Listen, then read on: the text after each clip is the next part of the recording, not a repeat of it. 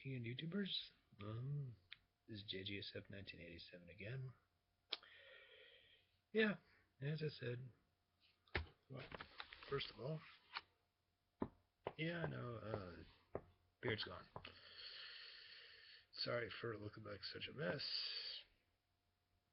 I'll make a note of that. Anyway, one of the things that I actually wanted to say though is that I am hosting a Twitter event right now, which is QA session for how for trying to move the process forward about fighting for net neutrality. I did go to Senator Feinstein's office yesterday. It was very productive. Got to meet up with Paul Hogarth of Daily Coast. Nice guy. And a real and but somebody who knows for sure that we need to keep fighting this and gets Chairman Wheeler, Tom Wheeler, the chair of the FCC, the Federal Communications Commission, if you're not, here in the United States of America. But that being said, Chairman Wheeler, we need to make sure that he knows that if he gets one calculation off, it's going to mean Americans are going to be paying even more money out of their wallets to the big telecommunications companies for, again, greater internet access. This is not something we could do because, first of all, it's like I said in one of my previous videos. I believe it was the last one I said, and I'll say it again. If the big telecommunications companies decide that they want to do away with net neutrality, first of all, it's going to kill startups for small business. That I do know offhand. For those small businesses that are already, listen, small business is really the drivers of, getting economic growth and job creation. So again, you kill off the startups, you kill off innovation. But those small businesses that are already that have already somewhat established themselves, now they're gonna have a much harder time trying to do it. Stay in business here. As they're getting nickel and dimed, they don't have the economic strength or the economic clout to essentially give off, to basically tell these, these big telecommunications companies that they need to essentially give them a fair price.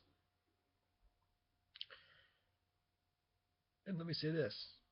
Libraries, again, that's a public source for getting on the internet.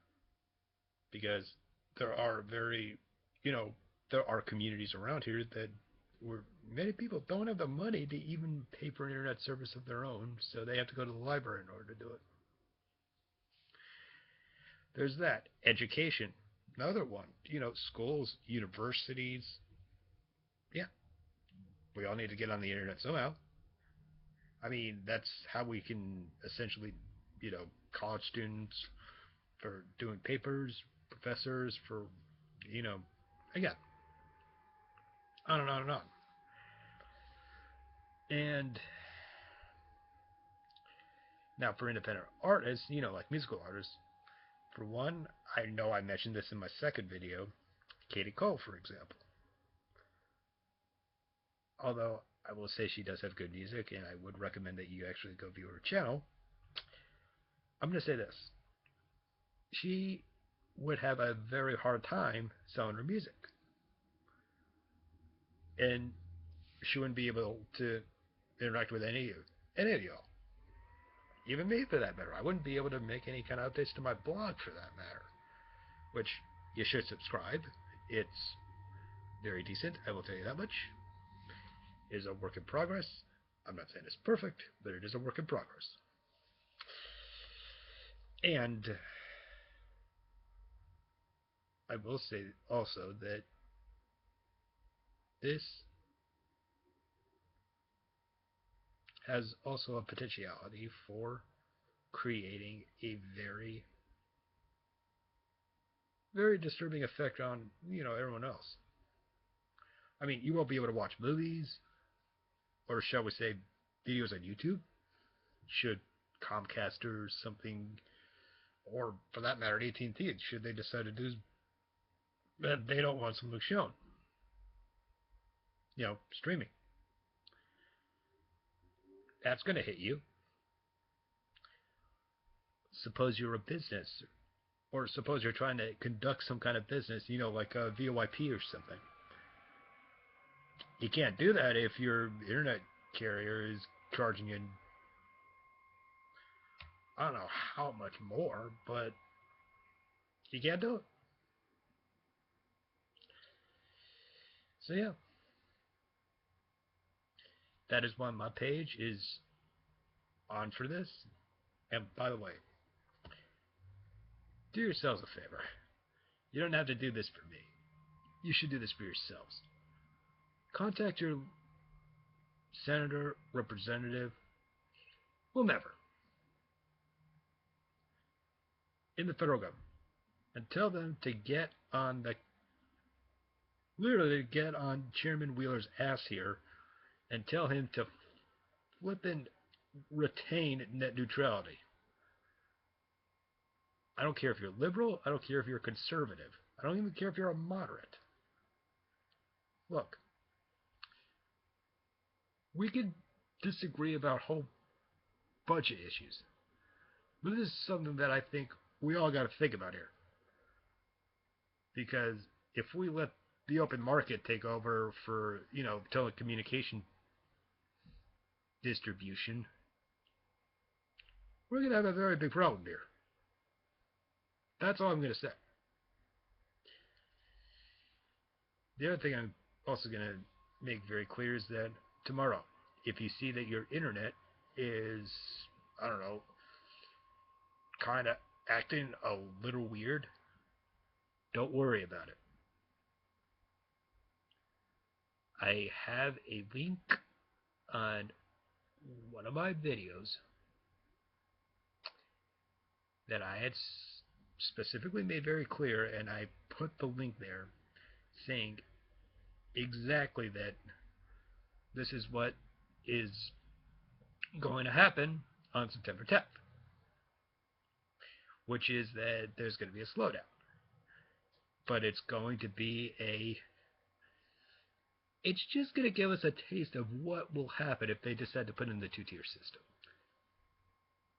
Basically, what I will tell you is this.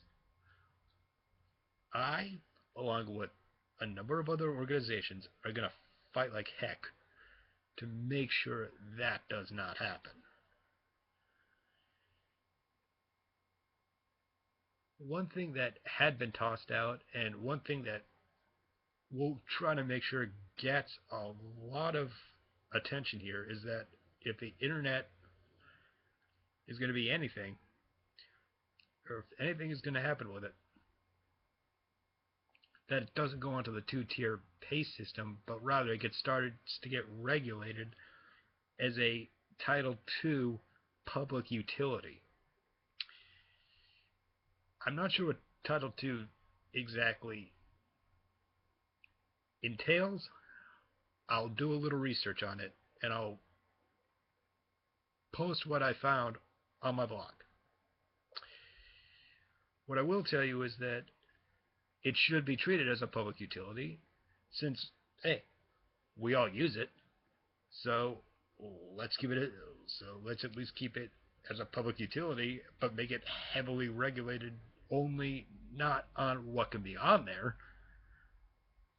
No, because then you get into whole issues of free speech. But what you can do is you can sort of regulate what kind of pricing can be allowed, and that's what I'm thinking. That's what I think we should start going after. Because we gotta do something to rein in these big telecom companies. They can't be running amok all over us. Anyway, this is JGSF 1987 out.